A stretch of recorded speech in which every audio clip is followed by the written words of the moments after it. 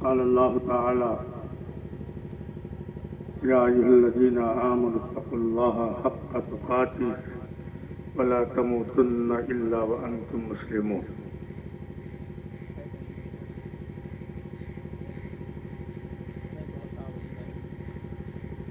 قوت فکر و عمل پہلے فنا ہوتی ہے. قوت فکر و عمل پہلے فنا ہوتی ہے، پھر کسی قوم کی شوکت پہ زوال آتا ہے. محترم حضرات، آپ کا یہ اجلاس اصلاح معاشرہ کے عنوان پر ہے. اصلاح معاشرہ کا مطلب کیا ہے؟ اصلاح معاشرہ کا مطلب ہے سماج سدھار. یوں تو آدمی نماز کا پابند نہیں ہے، روزے کا بھی پابند نہیں ہے، لیکن جتنا نماز کا پابند ہے، جتنا روزے کا پابند ہے،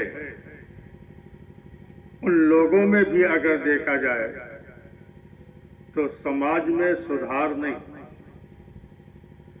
معاشرے میں برائیاں پھیلی ہوئی. آج کا آپ کا یہ اجلاس اصلاح معاشرہ یعنی سماج سدھار کے عنوان پر ہے. اب مسئلہ یہ ہے کہ سماج میں ہمارے برائیاں تو ہر جگہ ہیں. جس لائن میں دیکھے جائے تو ہمارے سماج میں برائیاں پھیلی ہوئی. آقا نامدار تاجدار مدینہ حبیب خدا جناب محمد رسول اللہ صلی اللہ علیہ وسلم کی سنت ہماری زندگی کے اندر نہیں. کہتے ہیں نا، برباد گلستہ کی خاطر ایک ہی الو کافی. برباد گلستہ کی خاطر ایک ہی الو کافی ہے. ہر شاخ پہ الو بیٹھا ہے، انجام گلستہ کیا ہوگا. اگر ذرا سا ہم اپنا جائزہ لیں تو ذرا سا ہم چھوٹوں سے جائزہ لیتے ہیں، پھر بڑوں تک آتے ہیں. آج کی ہماری جو مائیں ہیں اور یا آج کے ہمارے جو باپ ہیں، دیکھا یہ جاتا ہے کہ چھوٹے چھوٹے بچوں کو، ذرا سا میں جو بات کہنا چاہتا ہوں اس کو ذرا سا غور سے سننا، میں زیادہ وقت آپ کا نہیں لوں گا. ہاں، یہ دل کے اندر کچھ درد ہے جو میں آپ سے بیان کرنا چاہتا ہوں. ہم نے اپنی ماؤں کو دیکھا، اپنی بہنوں کو دیکھا، اپنی بیٹیوں کو دیکھا اور اپنے بھائیوں کو دیکھا. وہ گھر کے کام میں مصروف رہتے ہیں، عورتیں گھر کے کام میں مصروف رہتی. بچہ ہمارا رونے نہ پائے اس کے ہاتھ میں موبائل تھما دیتے. اب وہ چھوٹا بچہ 2 سال کا، 2.5 سال کا، 3 سال کا، بلکہ اب تو یہاں تک دیکھا گیا ہے کہ 1 سال کا بچہ جو ابھی بول بھی نہیں پاتا ہے ٹھیک سے، لیکن جب وہ موبائل کو دیکھتا ہے، اس کے اسکرین کو دیکھتا ہے تو مہ ہو جاتا ہے. تو ہماری مائیں اور بہنیں بچوں کو موبائل دے کر کے اپنے کام میں مشغول ہو جاتی ہیں. اور یہ چھوٹے چھوٹے بچے جو ابھی بالکل ناسمجھ ہیں، ان کو موبائل دے کر کے ان کی دنیا بھی خراب کر رہے ہیں، ان کی عاقبت بھی خراب کر رہے ہیں، اور یہ آگے بڑھتے جائیں گے تو دین سے دور ہوتے چلے جائیں گے. ظاہر بات ہے کہ اس میں ہوتا کیا ہے، چھوٹے چھوٹے بچے کیا دیکھتے ہیں؟ اس میں کیا کہتے ہیں اس کو جو آتا ہے موبائل میں چھوٹے چھوٹے بچے دیتے ہیں دیکھتے ہیں، مجھے نام نہیں یاد آ رہا ہے، وہ دیکھتے ہیں بچے اس میں مشغول رہتے ہیں. ذرا سا اور بڑے ہوئے، اب جو موبائل آئی جوانوں میں، یہ تو ایک موبائل ایسی لت پڑ گئی ہے.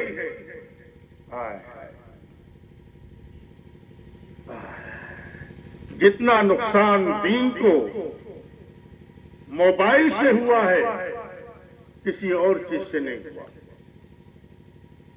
پہلے جو بوڑھے ہیں وہ جانتے ہوں گے کہ پہلے ذرا سا ماضی بعید کہہ لیجئے، لمبا زمانہ دور کا، پہلے کبھی جو شادی ہوتی تھی تو کہیں کہیں نوٹنکی ہوتی تھی، ناچ ہوتا تھا، چاہے وہ ہندو کیا ہو چاہے وہ مسلمان کیا ہو، تو بہت دور تک لوگ جاتے تھے ناچ دیکھنے کے لیے. وہ بھی کہیں سال میں 6 مہینے میں 1.5 سال میں کہیں اگر شادی ہے اور وہاں پر کہیں ناچ واچے تو چلے گئے دیکھ لیا.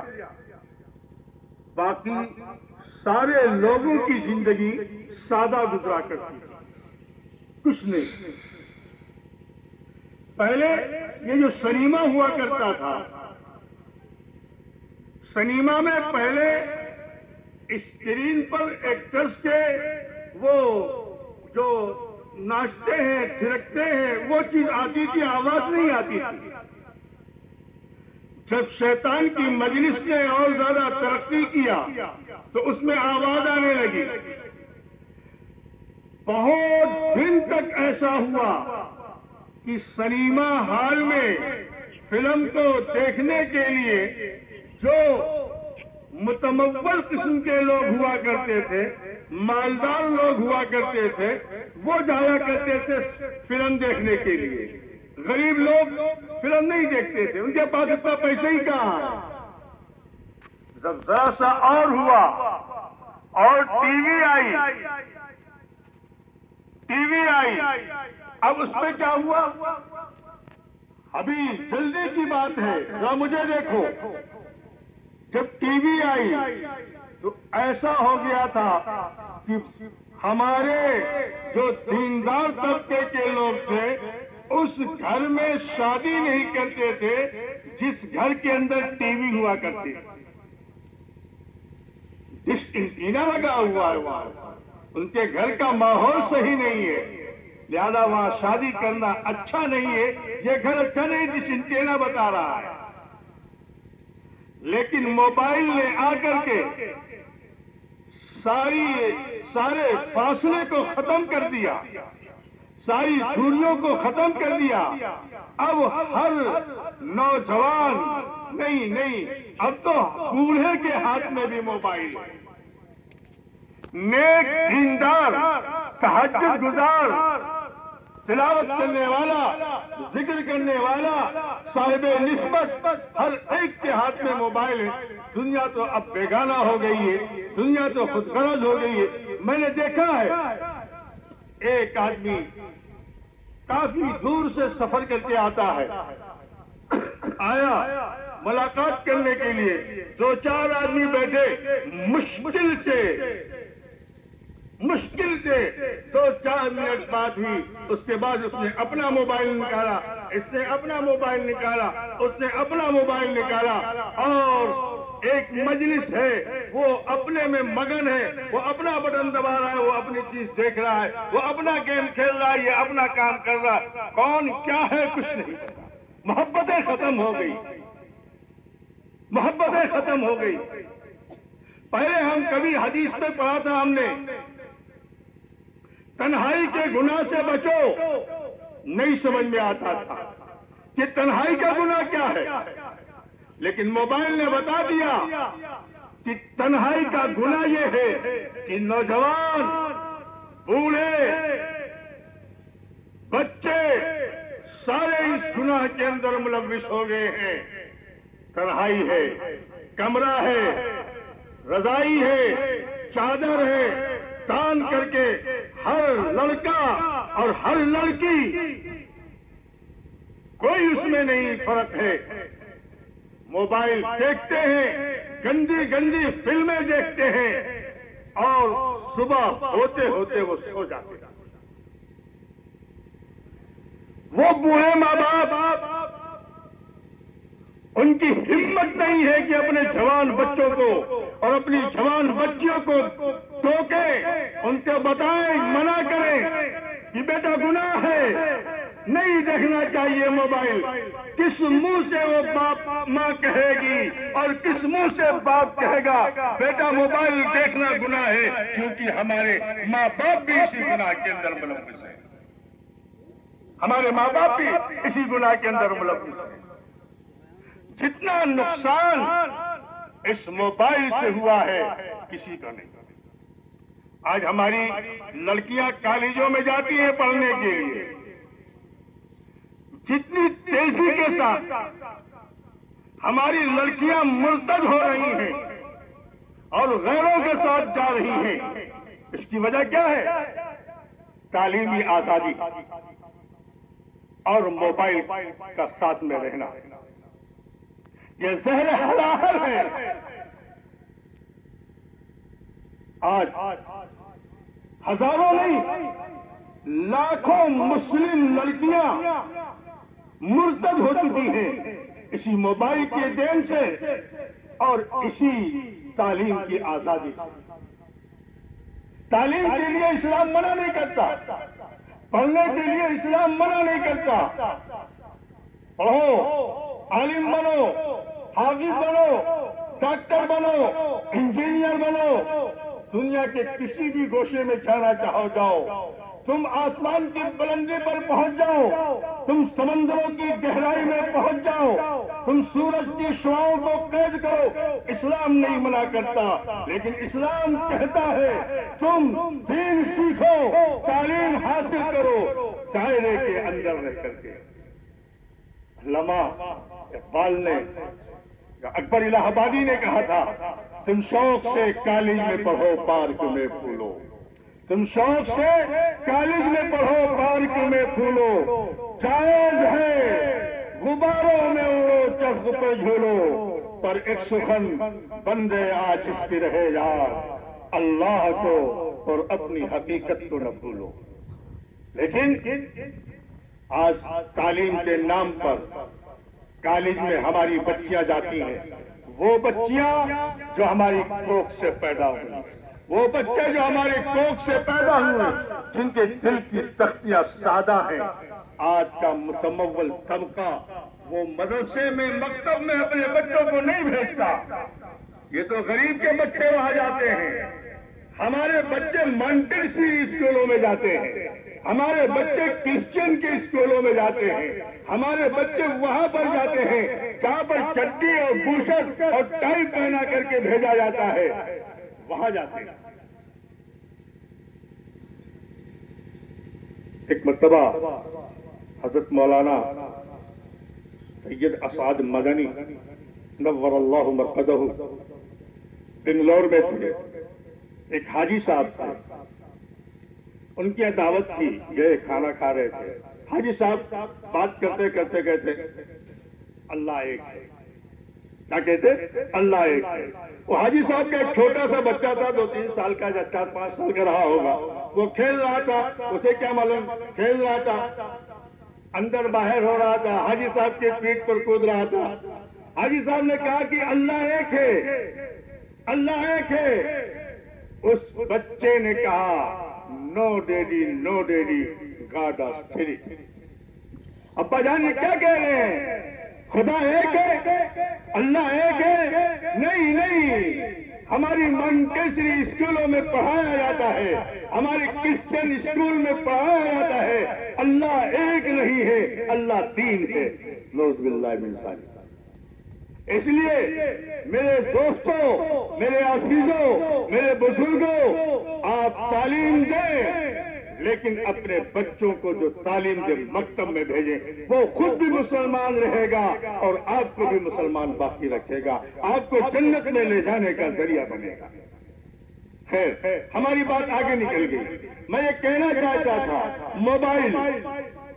موبائل سے جتنا گناہ پھیل رہا ہے کسی اور چیز سے اتنا گناہ نہیں پھیلا. میں نے بہت پہلے جب اتنا موبائل عام نہیں ہوئی تھی، ایک مرتبہ بمبئی میں تھا، ایک اخبار وہاں نکلتا ہے اردو ٹائمز. میں نے اس اخبار میں کسی مراسلہ نگار نے ایک بہترین مضمون لکھا تھا. اس کی ہیڈنگ تھی موبائل کو عربی میں جوال کہتے ہیں. موبائل کو عربی میں جوال کہتے ہیں. اس نے ہیڈنگ لکھا تھا جوال یا دجال. جوال یا دجال. صحیح بات یہ ہے کہ آج کا جو جوال ہے وہ دجالی فتنے سے کم نہیں. دجالی فتنے سے کم نہیں.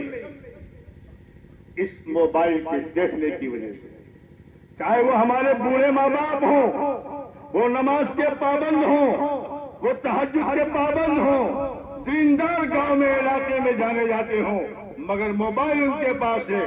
اللہ سب کی حفاظت کرے، بچنا بڑا مشکل ہے. یہ موبائل اگر شر محض ہوتا تو ناجائز کا حکم لگ جاتا، لیکن ایک ضرورت کی چیز ہے. اور ضرورت کے بارے میں فقہ کا قاعدہ ہے الضرورت یتقدر بقدر الضرورہ. جو ضرورت کی چیز ہوتی ہے وہ ضرورت کے بقدر ہی جائز ہوتی ہے، اس سے زائد جائز نہیں ہو سکتا. یہ موبائل، یہ گناہ، رات بھر ہم موبائل دیکھتے ہیں، صبح ہوتی ہے ہماری نیند آ جاتی ہے.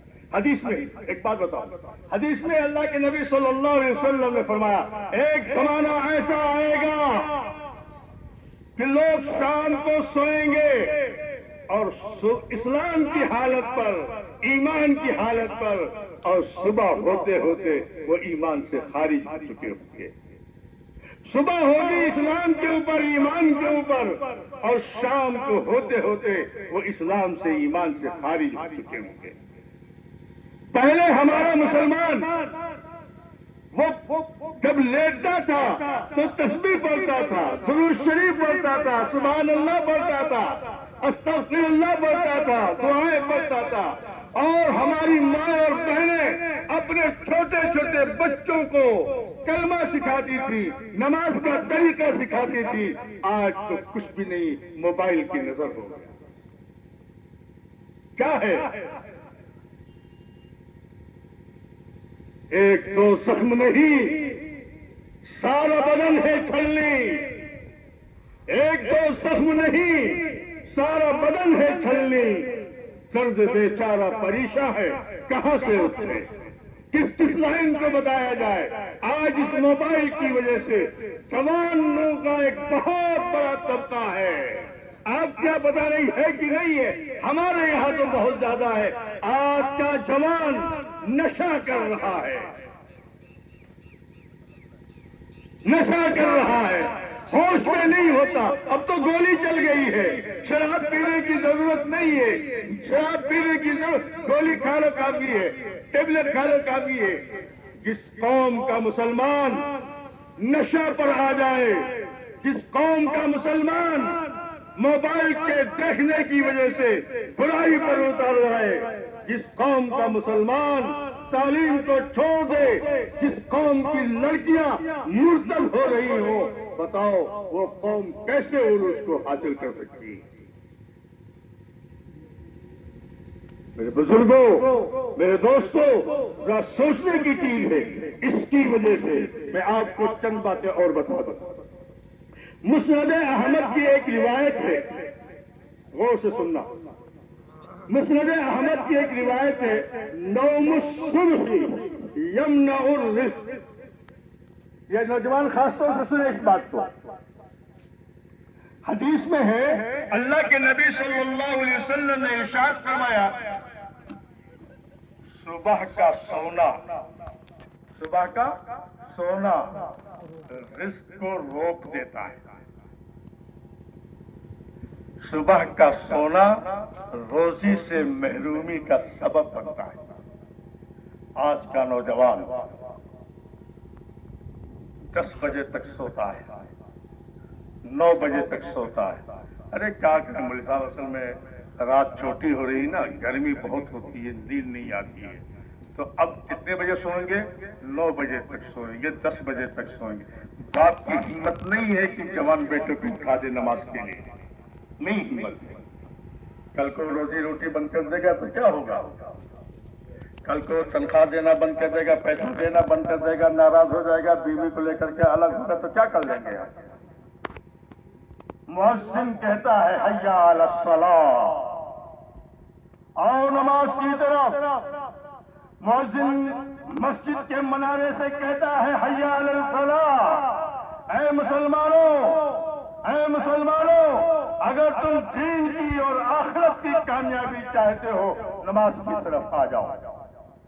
फलाह के माने ही है वो कामयाबी जिसमें दुनिया भी हो और दीन भी हो। अगर दुनिया की कामयाबी चाहते हो तो नमाज में आओ, अगर आखिरत की कामयाबी चाहते हो तो नमाज में आओ। और मुसलमान सो रहा है। नौम सुबह यमनउल रिज़्क़, सुबह का सोना रिज़्क़ को रोक देता है।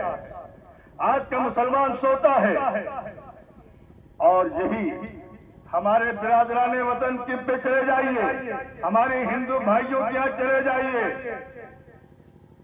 वो उस वक्त उठता है जब हमारी अजान होती है, वो उस वक्त उठता है जब हमारी अजान होती। मैं तो सयाह आदमी हूं, अब तो इस वजह से माजूर सा हो गया हूं, वरना मैं चलने फिरने वाला आदमी हूं। बिलासपुर में रहता था, पढ़ाता था, इल्तिफातगंज में मकान था। जब जरा सा जवानी थी तो मैं चला करता था। जौनपुर अगर जाना है मुझको तो कहीं फजर की नमाज मालीपुर पढ़ रहा हूं, कहीं शाहगंज पढ़ रहा हूं। इस तरीके से मेरा सफर, अभी मोटरसाइकिल पे रहता था। मैंने देखा है अपने हिंदू भाइयों के अंदर ये खूबी है, जब अजान होती है, शहरी का वक्त होता है, तो हमारा नौजवान तबका मुसलमानों के इलाके का वो सोता रहता है। और हमारे हिंदू भाई वो सड़क पर जाकर के वक़्त करते हैं। हमने देखा है, बुढ़ों को भी देखा है, हमने जवानों को भी देखा है, हमने औरतों को भी देखा है, हमने लड़कों को भी देखा है, हमने छोटे छोटे बच्चों को भी देखा है, वर्जिश कर रहे हैं, तफरीह कर रहे हैं, वॉक कर रहे हैं, और हमारा नौजवान सो रहा है। सोती हुई कौमें जाग उठी, बेदार मुसलमान सोता है। सोती हुई कौमें जाग उठी, बेदार मुसलमान सोता है। गहवारे कल्बे मोमिन में फिर जज्बे ईमान सोता है। रात में हमने मोबाइल में वक्त लगा दिया है। जिस नबी ने और जिस मजहब के बानी ने ये कहा था कि रात में जल्दी सोया करो, आज उस कौम का उस नबी का मानने वाला, उस नबी का नाम लेने वाला और कुर्बान होने का दावा करने वाला नबी के फरमान को कुचल देता है और हवाए नफ्स की वजह से पूरी पूरी रात जाग करके फजर की नमाज अदा कर देता है। और जब रिस्क तस्लीम होता है सुबह के वक्त तो वो सोता रहता है। और हर आदमी परेशान है, रोजी के लिए तंगी है, कहां से रोजी मिलेगी? हमको क्या करना चाहिए था? आज हमारे भाइयों ने उसको ले लिया है। वो सुबह सवेरे उठते हैं, हम सुबह सवेरे सोना शुरू कर देते हैं। हमारा काम तो क्या था? अल्लाह के नबी सल्लल्लाहु अलैहि वसल्लम ने इरशाद फरमाया, रात में जल्दी सोया करो। बाकायदा एक हदीस में है कि समर गोई से अल्लाह के रसूल सल्लल्लाहु अलैहि वसल्लम ने मना फरमाया है। समर गोई है क्या चीज? समर गोई है रात में बैठ करके ईशा की नमाज के बाद जब सोने का वक्त हो तो मजालती बना लो। बंबई से आए बकरा ईद में, बंबई से आए ईद मनाने के लिए, बंबई से आए हैं, छुट्टी में आए हैं। अब 4, 6, 10 आदमी बैठ करके कहीं 1 बज रहा है, कहीं 2 बज रहा है, कहीं 12 बज रहा है, बैठ करके बात कर रहे हैं।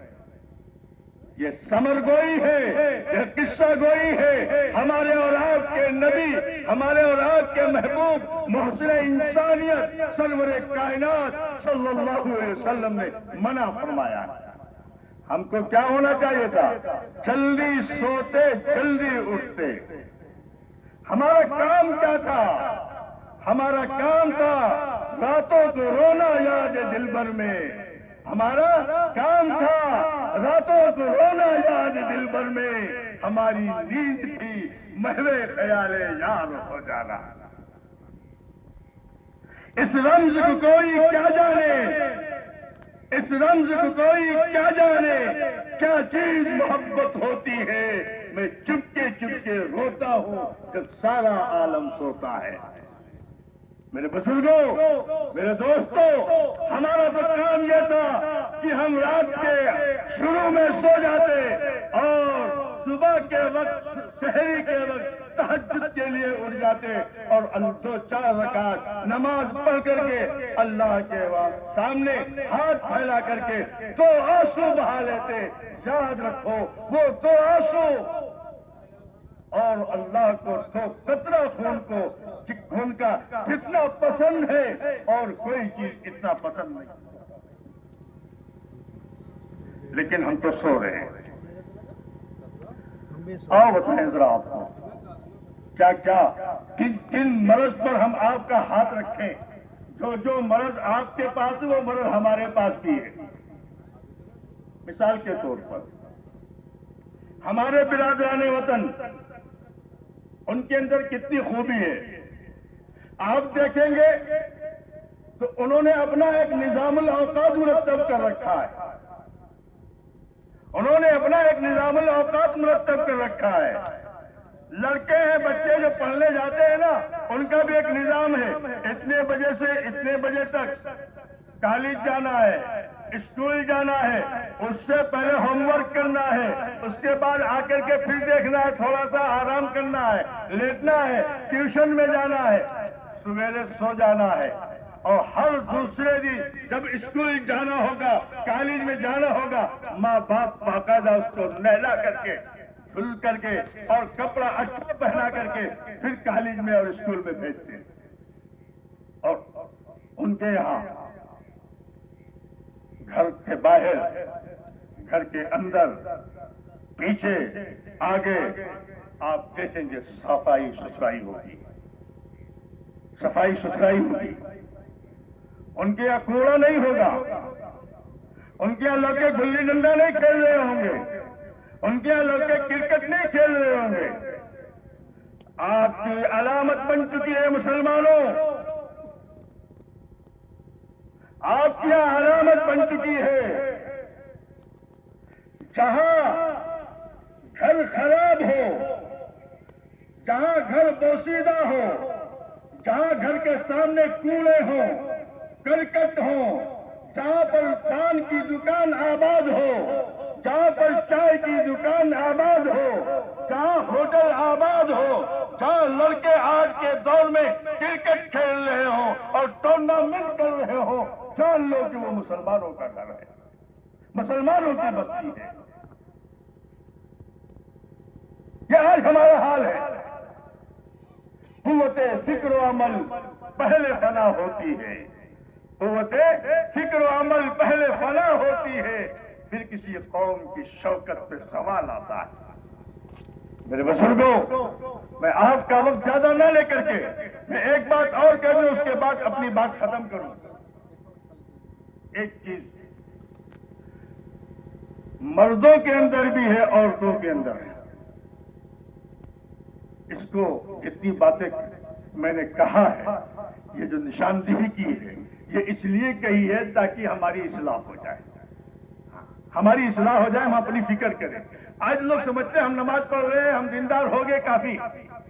دوسروں کا کھیت جوت رہے ہو، میل کاٹتے کاٹتے کاشتکار بڑھاتے چلے جا رہے ہو، دوسرے کے کھیت کم کر رہے ہو۔ 2 کھیتوں کے درمیان میں چکروڈ ہے، یہ ادھر سے بھی کاٹ رہا ہے، یہ ادھر سے بھی کاٹ رہا ہے، اور کاٹتے کاٹتے چکروڈ اتنا کم کر دیا کہ وہ میل کے برابر ہو گیا۔ نماز بھی پڑھتے ہو، روزہ بھی رکھتے ہو، تسبیح بھی پڑھتے ہو، اور وہ دوسرے کا کھیت سرکار کی زمین جھوٹ کر کے اس میں جو تم غلہ اگاتے ہو وہ حرام کا ہو جاتا ہے۔ مسلمان کھیت کھیت کر کے مسلمان ہونا چاہتے ہو؟ پکے جنتی ہونا چاہتے ہو؟ کیا تمہارے نبی نے یہی بتایا تھا؟ اس موبائل کی خرابی کی وجہ سے آج ہماری لڑکیاں بے پردہ ہوتی چلی جا رہی ہیں۔ آج ہم بے پردہ ہوتے جا رہے، کوئی لڑکی جا رہی ہے اس کو دیکھنے لگے۔ آج کے دور کی جو ہماری لڑکیاں ہیں وہ جو نقاب لگا، ایک تو نقاب بہت کم ہے، اگر نقاب لگاتی ہیں تو میرے دوستو میں آپ سے کہنا چاہتا ہوں کہ آپ اس کی پابندی لگائیں کہ آپ کی لڑکیاں ایسا نقاب لگا کر کے چلتی ہیں کہ اس نقاب کو بھی نقاب کی ضرورت ہوتی ہے، اس نقاب کو بھی نقاب کی ضرورت ہے۔ آج حدیث میں ہے، حضور پاک صلی اللہ علیہ وسلم نے فرمایا کہ ایک لڑکی جا رہی ہے۔ میں اس سے پہلے ایک بات اور بتاتا ہوں، اگر کسی گھر میں جوان لڑکی یا جوان لڑکیاں یا چھوٹی لڑکیاں، ان کا لباس تنگ ہے، ان کا لباس چھوٹا ہے، تو آپ کے ایمان کی غیرت پر سوال اٹھتا ہے کہ آپ کے اندر کتنی حمیت ہے، آپ کے اندر کتنا اسلامی غیرت ہے۔ یہ اندازہ اگر لگانا ہو تو آپ کی لڑکیوں کا لباس دیکھ لو۔ عورت جا رہی ہے، لڑکی جا رہی ہے، ہماری عادت ہے، جا رہی ہے تو اس کو دیکھنے لگتے ہیں۔ بد نظر اٹھنے ہی والی تھی کسی کی جانب، نواز دیوبندی نے کہا تھا، بد نظر اٹھنے ہی والی تھی کسی کی جانب، اپنی بیٹی کا خیال آیا تو دل کانپ گیا۔ ہاں، لڑکی جا رہی ہے۔ اب میں اپنی بات نہیں کروں، نبی کریم صلی اللہ علیہ وسلم کی بات کر رہا ہوں۔ لڑکی جا رہی ہے، پیچھے سے آپ ہیں، اللہ کے نبی صلی اللہ علیہ وسلم نے فرمایا من تأمل خلف امرأۃ، لڑکی جا رہی تھی، اس عورت کے پیچھے جس نے غور و فکر کرنا شروع کر دیا۔ یہ لڑکی جا رہی ہے، اب غور و فکر کر رہا ہے، کبھی اس کے کپڑے کو دیکھتا ہے، کبھی کپڑے کے نقش و نگار کو دیکھتا ہے، کبھی اس کی لمبائی اور چوڑائی کو دیکھتا ہے، کبھی اس کی جسامت کو دیکھتا ہے، کبھی اس کی موٹائی اور دبلے پن کو دیکھتا ہے۔ میں نہیں کہہ رہا ہوں، اللہ کے نبی صلی اللہ علیہ وسلم کی زبان مبارک سے نکلے ہوئے الفاظ ہیں، وہ کہہ رہا ہوں۔ من تأمل خلف امرأۃ، جس نے کسی عورت کے پیچھے غور فکر کیا، ورأى ثيابها، اور اس کے کپڑے کو دیکھا، حتى يتبين له حجم عظامها، یہاں تک کہ اس کے اوپر اس عورت کی ہڈیوں کی جو نشو و نما ہے وہ ظاہر ہو گئی، کتنی لمبی، کتنی موٹی، کتنی پتلی۔ کیا نبی نے فرمایا؟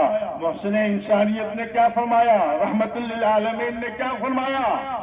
صرف اتنا کیا ہے، آپ نے عورت کو غور سے دیکھا ہے، اس کے کپڑے کو دیکھا ہے، اس کے نشو و نما کو دیکھا ہے، اس کی چال کو دیکھا ہے، اس کے چلنے کو دیکھا ہے، اس کے اوپر ذرا سا آپ نے اپنے ذہن کو لگا دیا ہے۔ اللہ کے نبی نے فرمایا، محسن انسانیت نے فرمایا لم یرہ رائحۃ الجنہ، میاں جنت میں جانے کی دور کی بات ہے، وہ تو جنت کی خوشبو بھی نہیں پائے گا، جنت کی خوشبو بھی نہیں پائے گا۔ حالانکہ ایک دوسری حدیث میں ہے، اللہ کے نبی صلی اللہ علیہ وسلم نے فرمایا جنت کی خوشبو 500 سال کی مسافت کی دوری سے آتی ہے۔ عورت تو عورت ہے، اس کو چھپانے کی چیز ہے، وہ تو اس کو اندر کے رکھنے کی چیز ہے، وہ باہر جانے کی چیز نہیں ہے۔ اللہ نے قرآن میں فرمایا وَلَا تَبَرَّجْنَ تَبَرُّجَ الْجَاهِلِيَّةِ الْأُولَىٰ، عورتوں کی فطرت ہے، اس وقت بھی تھی، آج بھی ہے، گھر سے باہر نکلیں گی تو ذرا سا ہاتھ میں تو ضرور دھل لیں گی، ذرا سا باہر نکلے گی، کہیں جائیں گی تو وہ ذرا سا صابن سے منہ دھل لیں گی، ذرا سا کریم وغیرہ لگا لیں گی.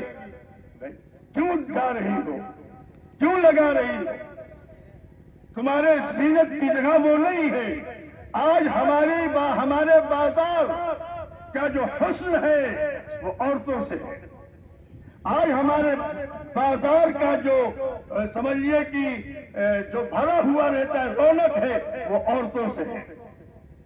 مرد گھر میں پڑے رہتے ہیں، مرد کا لایا ہوا سامان عورتوں کو پسند نہیں آتا. وہ عورتیں جن کو مسجد میں جانے سے منع کیا گیا ہے، وہ عورتیں جن کو اللہ کے گھر میں عبادت سے کرنے کے لیے منع کیا گیا ہے، آج وہ عورتیں بازاروں کی زینت بنی ہوئی. کیا یہی ہے اسلام کا عروج؟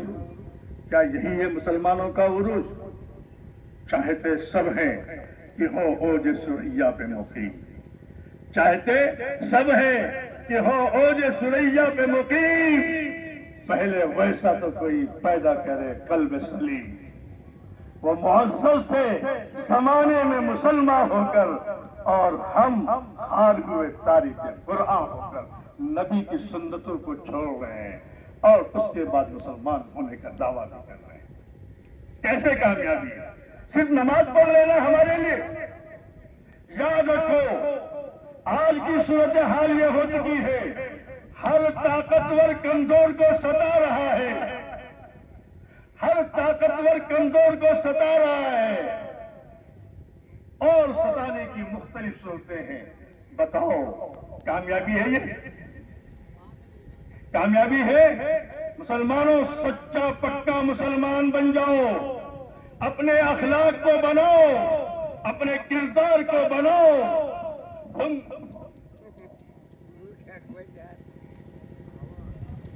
نبی کریم صلی اللہ علیہ وسلم کی جو سنتیں ہیں، ان کے جو اخلاق ہیں، صحابہ کے جو کردار ہیں، ان کو اپناؤ.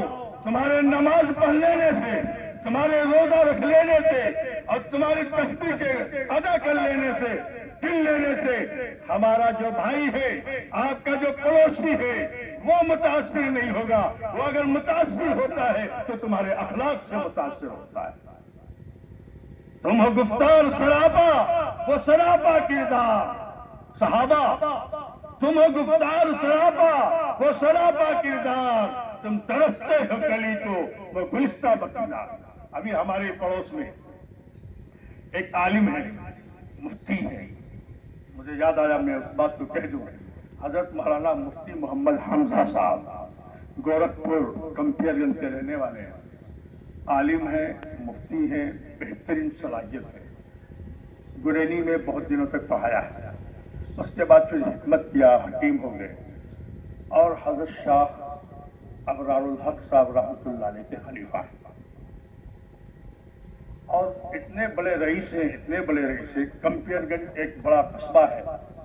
میں سعدی یونانی ہاسپٹل میں گیا ہوں اپنے بچوں کو وہاں، جب ان کی بچے کی کتنی خراب ہو گئی تھی تو میں گیا تھا کئی مرتبہ وہاں، اور اس طریقے کا میں نے پہلا ہاسپٹل دیکھا ہے، یونانی ہو، ہاسپٹل ہو، اور بہت صفائی ستھرائی کے ساتھ. مفتی صاحب نے حکمت کیا اور الحمدللہ ان کی حکمت کامیاب ہے. کئی حکیم بیٹھتے ہیں. کہنے کا مقصد کیا ہے؟ اتنے بڑے رئیس ہیں، مجھے معلوم ہوا کہ وہ کمپیر گنج جو ایک شہر بن چکا ہے، لوگوں نے بتایا کہ آدھا کمپیر گنج ان کا ہے. پوروانچل میں آتا ہے سب، تو ان کے یہاں کولڈ اسٹور ہے. کولڈ اسٹور میں کے بارے میں مجھے معلوم ہوا کہ پوروانچل میں سب سے بڑا کولڈ اسٹور انہی کا ہے. اچھا، وہ گورکھپور کا ایریا لگتا ہے. تو یہ ہمارے جو مکھ منتری ہیں یوگی آدتیہ ناتھ جی، یہ چونکہ گورکھ ناتھ میں مہنت تھے، اور اس مندر کے بہت سارے کھیتیاں تھیں، آلو وغیرہ جب ہوئے تو مفتی صاحب کے کولڈ اسٹور میں بھیجا کہ رکھ دو. تو لوگوں نے اس کو جو ہے جو آلو وغیرہ تھا وہ سب لے جا کر کے وہ مفتی حمزہ صاحب کے کولڈ اسٹور میں لے جا کر کے جمع کیا. جب نکالنے کی باری آئی تو نکالا گیا آلو اور اس کے بعد اس کا حساب کتاب جب جوڑا گیا تو مفتی حمزہ صاحب نے کہا کہ یہ چونکہ ہمارے سانسد ہے ہمارے علاقے کے اور یوگی جی ہیں اور ہمارے علاقے کے سانسد ہیں، میں ان کا پیسہ نہیں لوں گا، میں ان کا پیسہ نہیں لوں گا. یہ جو ہمارا پیسہ نکلتا ہے وہ غریبوں میں تقسیم کر دیں. جب پیسہ نہیں لیا تو یہ بات یوگی آدتیہ ناتھ تک جا پہنچی کہ فلاں صاحب ہیں، مولانا صاحب ہیں اور ان کا اتنا پیسہ ہوتا تھا اور انہوں نے دیکھا کہ جب آپ کا ہے یہ آلو وغیرہ اور اتنا اس کا کرایہ ہوتا ہے تو پیسہ لینے سے منع کر دیا اور کہا وہ خدمت کرتے ہیں، بڑے آدمی ہیں، وہ اسی خدمت میں یہ پیسہ بھی لگا دیں گے. تو یوگی آدتیہ ناتھ جی بہت متاثر ہوئے، آج کے جو مکھ منتری بنے ہیں وہ بہت متاثر ہوئے اور انہوں نے یہ کہا اچھا مسلمان بھی ایسا ہوتا ہے، مسلمان بھی ایسا ہوتا ہے. پھر یوگی آدتیہ ناتھ جی نے بہت سارے ہدیہ اور تحائف مفتی صاحب کے لیے بھیجا. میرے بزرگوں، میرے دوستوں، کہنے کا مطلب یہ ہے اپنے کیریکٹر کو بناؤ، اپنے کردار کو بناؤ، اپنی ناک نیچی کرو، زبان کی حفاظت کرو. یہی زبان فائر بریکر کا بھی کام کرتا ہے اور یہی زبان پٹرول کا بھی کام کرتا ہے. ہاں، اس لیے اخلاق نبوی کو اپناؤ اور بہترین قسم کے مسلمان بن جاؤ. اللہ نے قرآن میں فرمایا تھا یا ایھا الذین آمنوا ادخلوا فی السلم کافہ، پورے کے پورے مسلمان ہو جاؤ. چند چیزوں کو ہم نے اپنایا، باقی بہت ساری چیزیں ہم نے چھوڑ دیا. وقت کم ہے، کتنی باتیں ہیں جو ہمارے معاشرے میں خراب ہیں، رائج ہیں، نبی کی سنت سے ہٹ کر کے ہیں، تو اللہ کی مدد کیسے آئے گی؟ اللہ تعالیٰ ہم سب کو سچا پکا مسلمان بنائے، نبی کریم صلی اللہ علیہ وسلم کی سنتوں پر عمل کرنے والا بنائے، بہترین اخلاق والا بنائے. وآخر دعوانا الحمدللہ رب العالمین.